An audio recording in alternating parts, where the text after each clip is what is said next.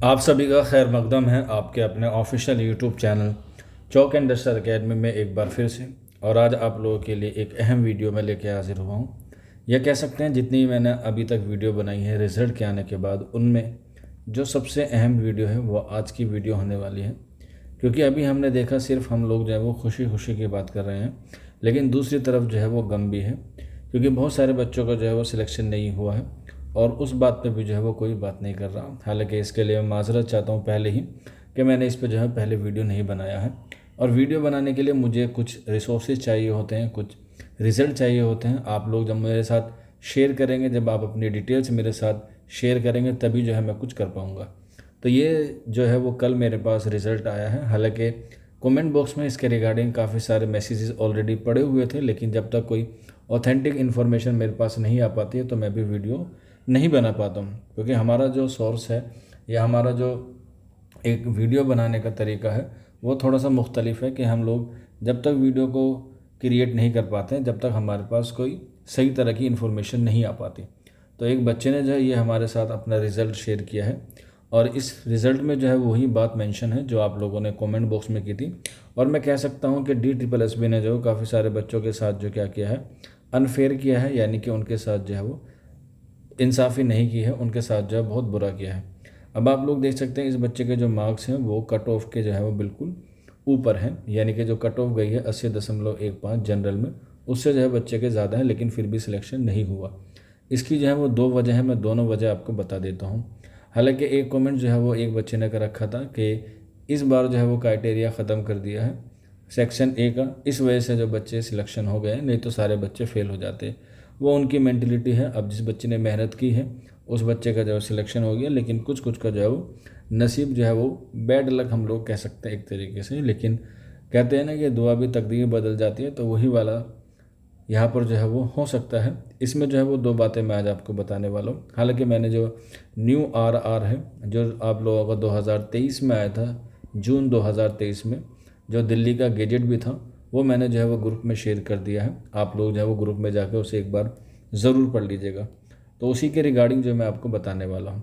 तो यहाँ पे आप लोग देखेंगे कि यहाँ पर जो है वो आप लोगों का सेक्शन ए और सेक्शन बी, वीडियो को पूरा देखेंगे तो ज़रूर आपको समझ में आ जाएगा। बीच में जो है वो हो सकता है आपको चीज़ें स्किप कर जाए और आप समझ में ना आए। तो पहले पेपर में देख सकते हैं आप लोग 40.75 नंबर है और 39.54 है। तो सबसे पहला जो मुझे यहाँ पर एरर लगा, हालांकि बच्चों ने भी मुझे बताया कि यहाँ पर जो है ये 54 कैसे आ सकता है, जबकि नेगेटिव मार्किंग तो जो है हमारी 1/3 की थी, सॉरी 1/4 की थी, यानी कि 0.25 की।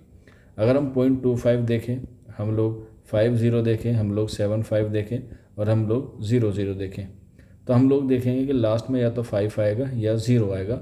ये 4 आने का तो कोई सेंस ही नहीं बनता। जैसे ऊपर आप लोग देख सकते हैं 75 आया, तो यहाँ पर 54 कैसे आ सकता है, ये पर है।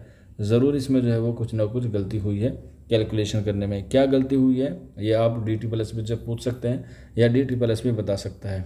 यहीं पर आपको जो है वो दोनों पेपर में जो है वो 40 नंबर लाना ज़रूरी था। अब 40 नंबर कैसे लाना था, तो इसमें जो हमारा सेक्शन बी है ये वाला, इसमें मिनिमम आपको 40 नंबर लाना ज़रूरी था, मैंडेटरी था।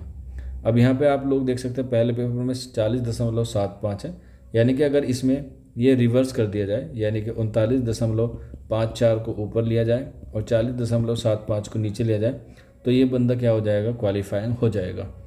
लेकिन यहाँ पर जो है वो इसके 0.46 जो है वो कम है नंबर। लेकिन ये 0.46 क्यों कम है, ये किस कैलकुलेशन से यहाँ पर 46 आया, ये मेरी समझ से भी परे है। तो आप लोग जो है वो इसके लिए आवाज़ उठा सकते हैं, DSSB को मेल कर सकते हैं, हो सके तो DSSB जो है ऑफिस जा सकते हैं। ऐसे बच्चे जो है तकरीबन 10 बच्चे मेरे पास हैं जिन बच्चों ने इस तरह की क्वेरीज जो है मुझसे जनरेट की है या मुझसे पूछी है। अब इसके लिए ये जो है वो थोड़ी सी गलती हुई है DSSB पे, इस पर जो है वो आपको ज़रूर से ज़रूर कदम उठाना चाहिए। आपके लिए कोई नहीं लड़ेगा, आपका रिज़ल्ट है, आपकी जॉइनिंग है, आपकी जॉब है, आपको खुद ही इसके लिए जो है वो लड़ना पड़ेगा। कोई कोचिंग वाला, कोई टीचर, कोई इंस्टीट्यूट सिर्फ आपको गाइड कर सकते हैं, आपको जो है वो इसकी लड़ाई जो है वो लड़नी है। हाँ, ये हो सकता है कुछ लोग आपको जो है वो ज़रूर सलाह मशवरा दें, और मेरा मशवरा ये है कि आप लोग जो है वो एक बार इसके लिए ज़रूर आवाज़ उठाएं। क्योंकि you have not short listed जो आया है, ये सिर्फ एक रिमार्क्स नहीं है, ये बल्कि बहुत बड़ा एक कह सकते हैं दाग है। जो इतने दिनों से मेहनत कर रहे थे उसको धोने का। अब इसमें जो है वो आप लोग जो आरआर है या हम लोग कह सकते हैं नोटिफिकेशन, उसमें एक पीडीएफ थी, उसके माध्यम से मैं आपको एक चीज़ बता देता हूँ। आप लोग यहाँ पे देख सकते हैं ये DSSB का एक नोटिफिकेशन में जो एग्ज़ाम के रिगार्डिंग है, पोस्ट कोड 803/24 और 811/24 के रिगार्डिंग, यानी कि हमारा जो पोस्ट कोड है 809/24 आता है। तो उसके रिगार्डिंग जो है यहाँ पर जो है वो काफ़ी सारी क्वेरीज़ या काफ़ी सारे पॉइंट जो है वो लिखे हुए हैं। तो इसमें जो 2-3 पॉइंट हैं जो आपको समझाने के वाले हैं वही मैं आपको जो है बता देता हूँ।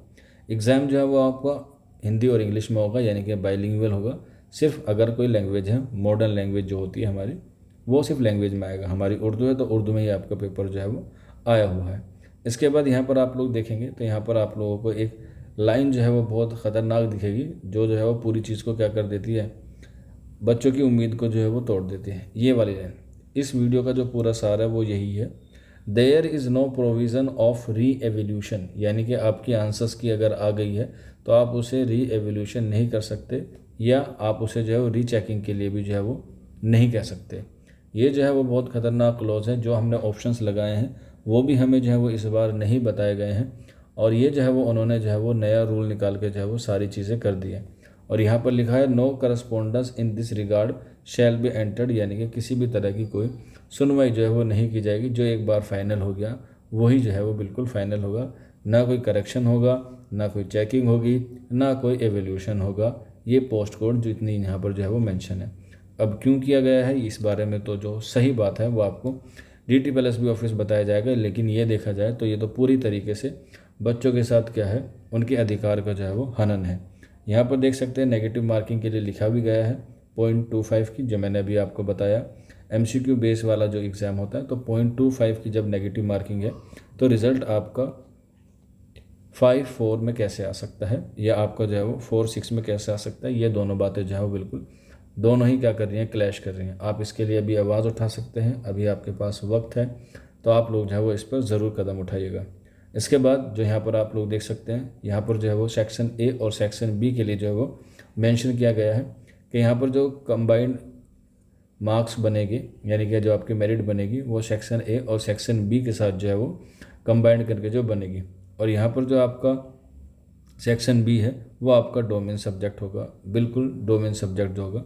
और देयर, ये वाली जो लाइन लिखी हुई है इसके बाद अगले पैराग्राफ में आप लोग देख सकते हैं, there will not be any minimum qualify marks in section A, यानी कि जो क्राइटेरिया था 40% नंबर लाने का वो क्या कर दिया गया है, हटा दिया गया है। लेकिन सेक्शन ए और सेक्शन बी दोनों को मिला के अभी भी जो है वो 80 नंबर लाना ज़रूरी है, और वो भी 40 वाले सेक्शन बी में जो है वो 40 नंबर आने ज़रूरी हैं, यानी कि मैंडेटरी हैं।